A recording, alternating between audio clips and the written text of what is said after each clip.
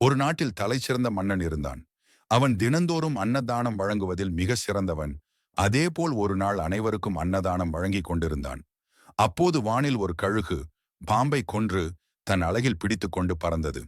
அது அந்த உணவு வழங்கும் இடத்தை கடக்கும் போது பாம்பின் வாயிலிருந்து ஒரு துளி விஷமானது அந்தணரின் சாப்பாட்டில் விழுந்தது.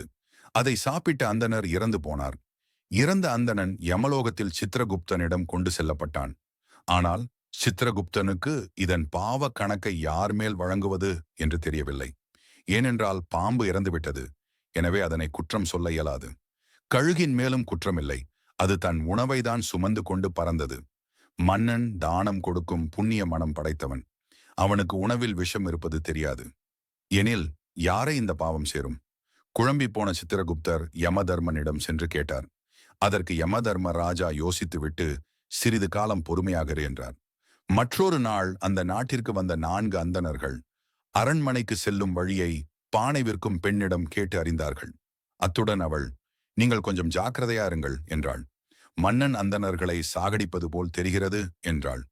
அந்த காட்சியை கண்ட சித்திரகுப்தன் தன் கேள்விக்கு விடை கிடைத்து விட்டது என்று அந்த பெண் மீது கர்ம வினையை எழுதினான். உண்மை எதுவென்று அறியாமல் தவறு இழைக்காதவரை பற்றி புரளி பேசக்கூடாது என்பதையே இக்கதை விளக்குகிறது.